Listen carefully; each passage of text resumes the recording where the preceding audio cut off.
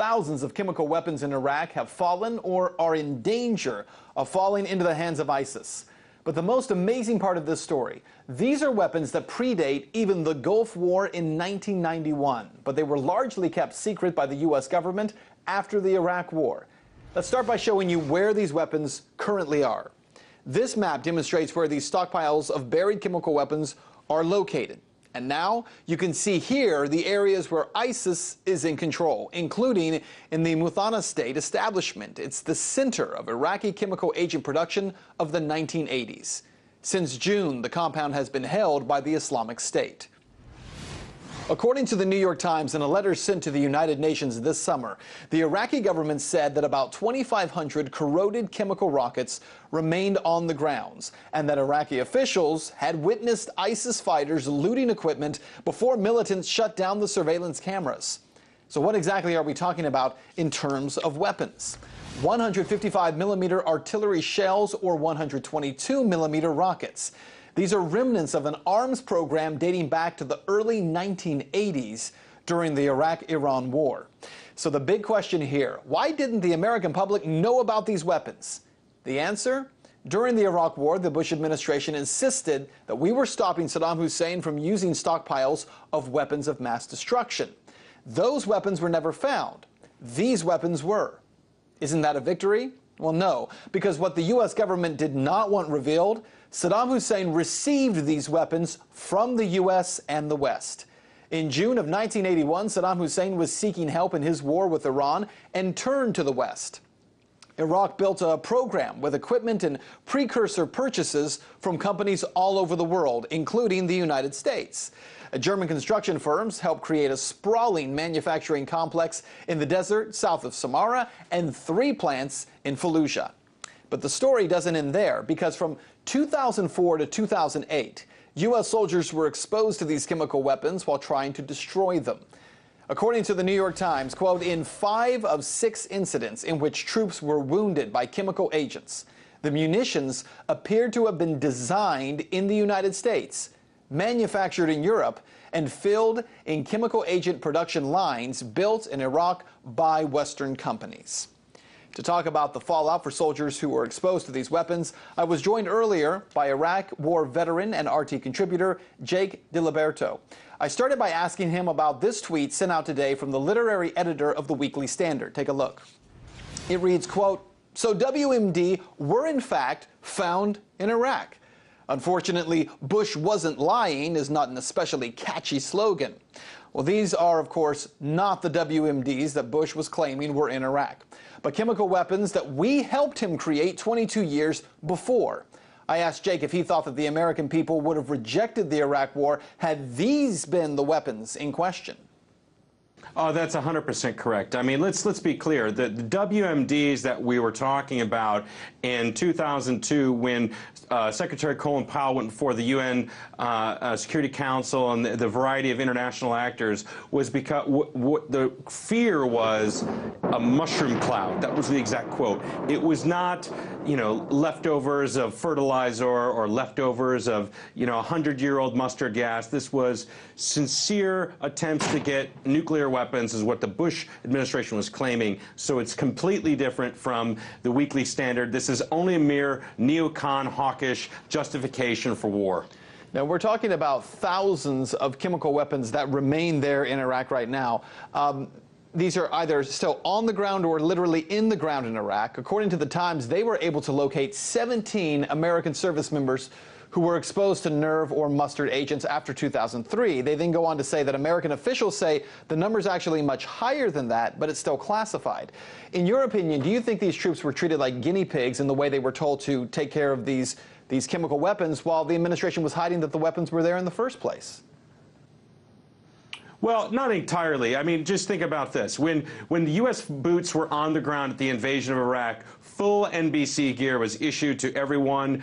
Troops were walking around with full NBC gear, obviously, when they were raiding homes or raiding villages or whatever it was. So there was a legitimate threat, or sort of in the sense of a scare for U.S. troops on the ground. But we actually didn't find the kind of nuclear weapons that Colin Powell, again, the kind that he was suggesting. So Whether there was a cover-up about exactly what we found or what we didn't find, it's hard to say. One thing we do know, mustard gas is not nuclear weapons. Mustard gas is 100-year-old technology that can get in the hands of anybody, that can be made from household goods. All right, as part of the story, though, there are mentions here about the fact that the number of chemical weapons reported are very low, primarily because soldiers were actually de-incentivized from reporting what they found. Do you think that the U.S. was trying to avoid the embarrassment here of not finding the chemical weapons that they said were there, as you're pointing out, especially the nuclear weapons that they talked about, only to find chemical weapons that they actually had helped to provide, again, to Saddam Hussein during the Iraq-Iran war? Well, this is very clear. I mean, during the Iran-Iraq War, the United States gave Saddam Hussein weapons to prevent the takeover of Iraq. I mean, this is Rumsfeld and Cheney's entire grand plan.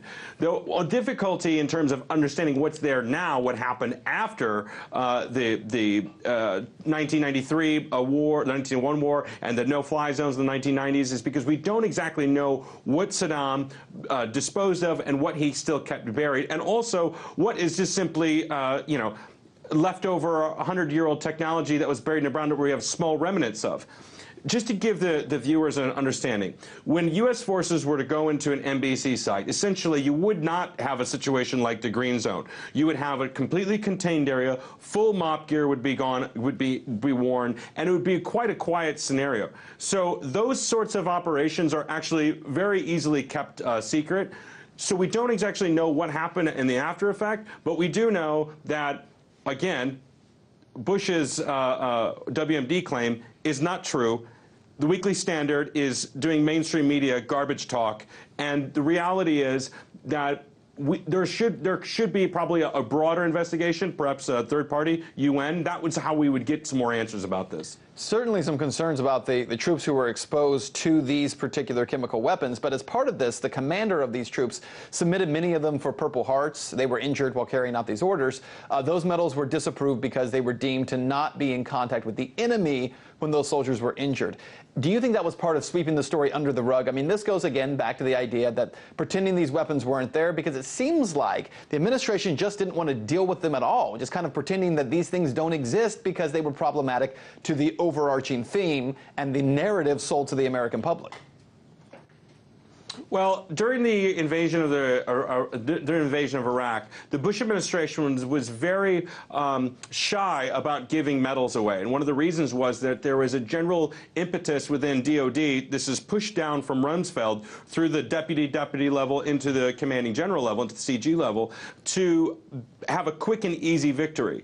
So when soldiers had situations like we see with these chemical interactions or smaller injuries, there was an awards given out. Part of it was because it was DoD as a DoD agenda, but the other part was we just simply don't know what the sort of conversations were between, you know, your chief warrant officers and then your, you know, colonels or your one-star generals. We don't know what those conversations were and what can be reported, what not, what's classified, what's not, because obviously if somebody got a Purple Heart, that's going to be public knowledge. It's not going to be something you can keep classified. Yeah, that's what it seems like. Last question for you. So that was the look back at this story. The look forward is the fact that ISIS, or the Islamic State, now has control of areas where a lot of these weapons have now been found. These weapon caches remain there. What do you think happens next, and what is the impetus for forces to say, we recognize that the Islamic State now has access to these weapons. Do you think they'll use them? What's the next step?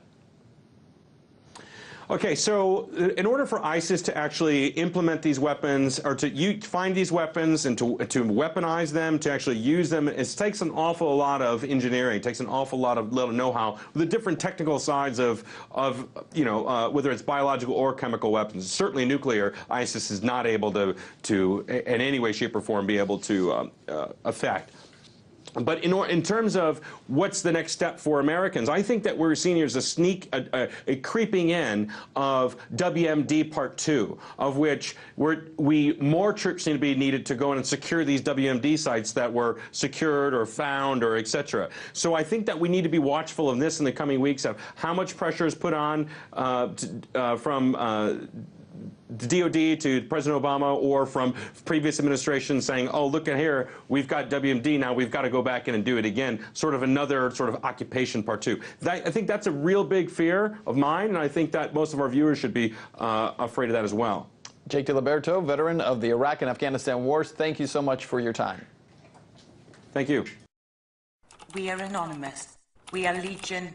We do not forgive. We do not forget. Expect us.